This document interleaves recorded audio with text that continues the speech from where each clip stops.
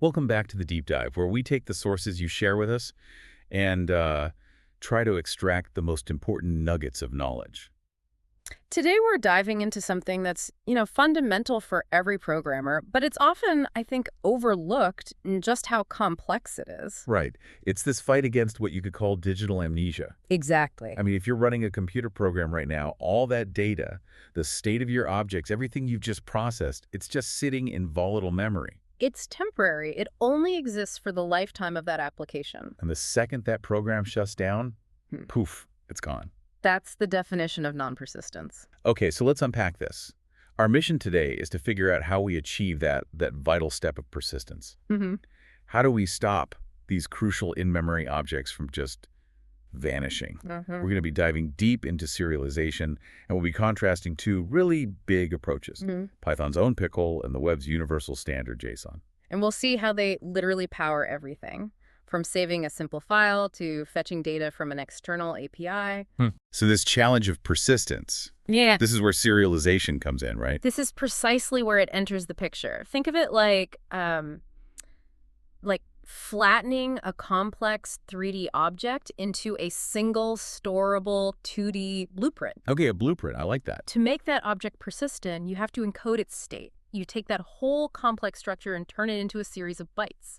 And that process, that's what we call serializing. And those bytes can then be written to a file or stored somewhere. Right. Stored in a database or, and this is critical, shipped across a network to a completely different machine. And when you read it back, you have to rebuild it. You have to reconstruct the original object from that blueprint. And that decoding process, that's deserializing. That distinction feels really key. It's not just about saving files on your own computer.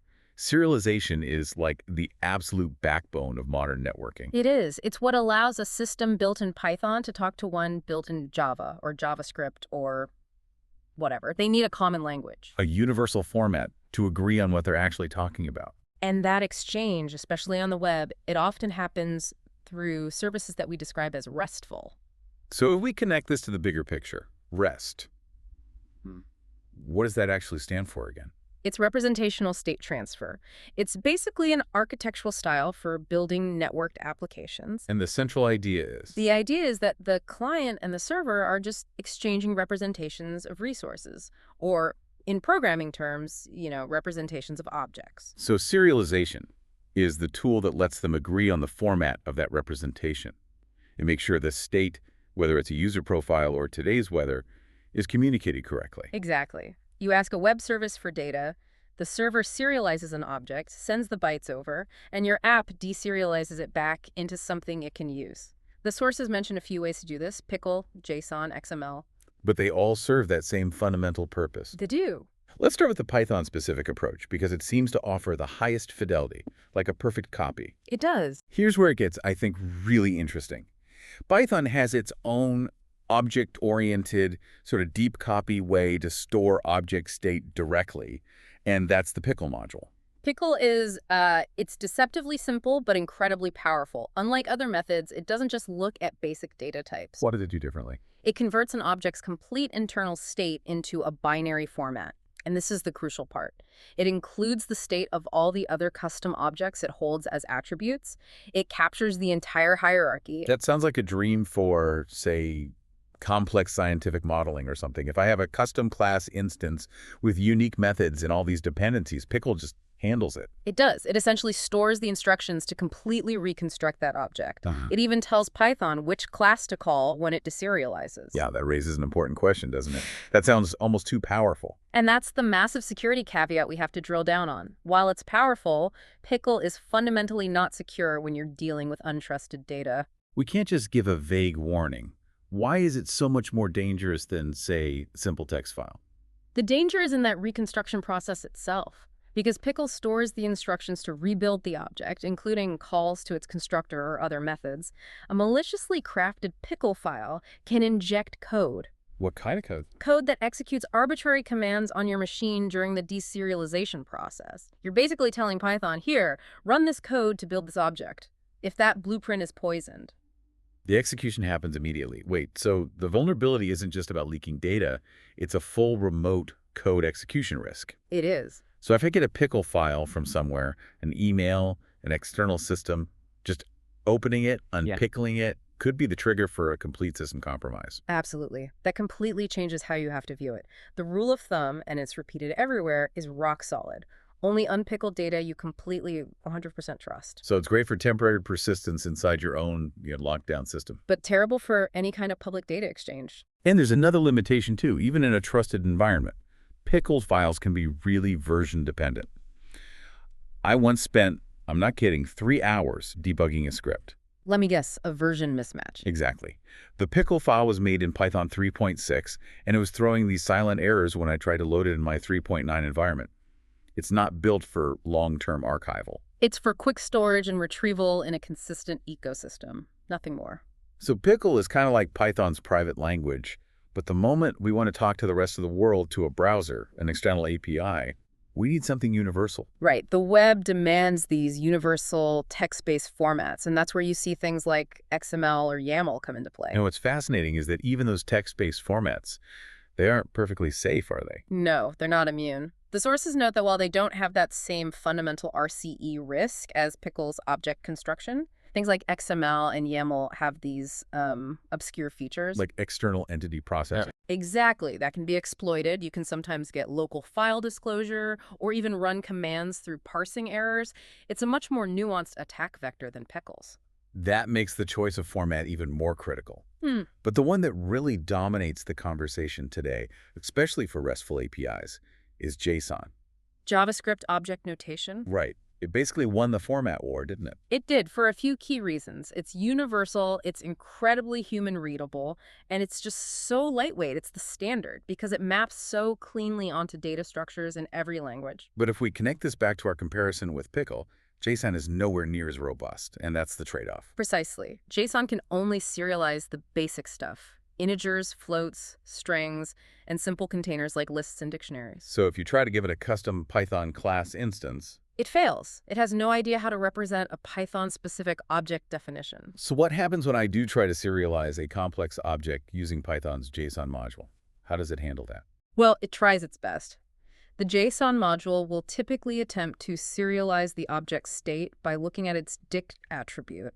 That's the internal dictionary that holds all the instance variables. Right. So the JSON module just grabs everything it can represent from that dictionary, the strings, the numbers, the lists, and it just leaves the rest behind. You have to handle any non-basic types yourself. It's like it's stripping away all the unique Python magic and just reducing the object to its raw common data. Which is a great way to think about why it's so safe and portable, but also limited. And if you're writing Python code with JSON, you're going to see 4 key functions over and over again. You will. For serializing, you have dump and dumps. Dumps, with an as4 string, takes a Python object and turns it into a JSON formatted string. Which you could then print or, log somewhere. And dump, with no as, does the same thing but writes the data directly to a file handle. And the reverse is just load and loads. Exactly. Loads takes a JSON string and deserializes it back into Python objects, usually dictionaries and lists.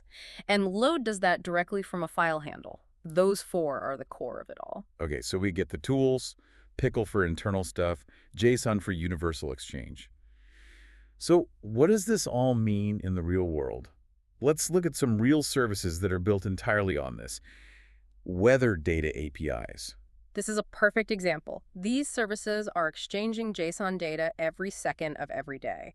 The sources point to a few good ones, starting with WeatherStack. What do they offer? Real-time and historical world weather data. They deliver it all in that lightweight, easy-to-parse JSON format. They're a really great entry point if you're just starting out. And another really common one is open weather. Right. They offer forecasts, nowcasts, historical data. If you're on their freemium account, you usually get 5-day, 3-hour forecast data. But here's the critical nugget, the thing that always bites developers until they get a bill. You have to pay attention to the rate limits. Oh, absolutely. Their free tier limits you to 1,000 API calls per day.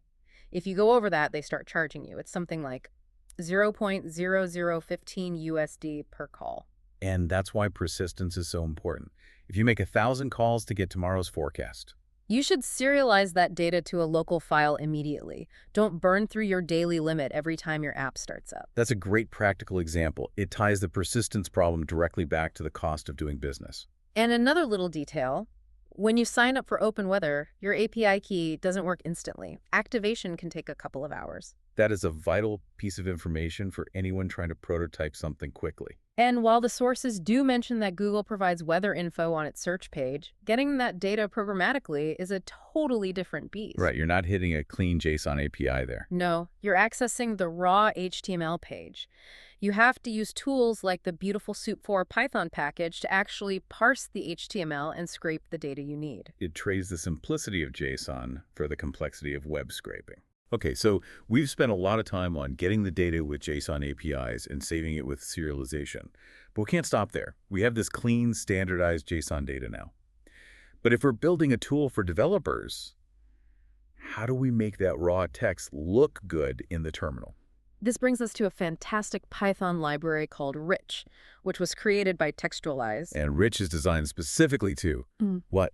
Overcome the blandness of the terminal. Pretty much, yeah. It's a library for rich text and beautiful formatting right in the terminal. That might sound like a superficial thing, but for a command line app, a CLI presentation is everything. It shifts the user experience from reading this tedious raw data dump to interacting with something that feels professional. Precisely. Rich lets you add color, format tables cleanly, render markdown, show progress bars, even create dynamic status panels. So if I wanted to take that weather data we just got and display it in a clean, multicolored table showing highs and lows, Rich is the tool for that. It's the tool that makes it easy. And you can see this taken to the next level with apps like CLI, which the source mentions.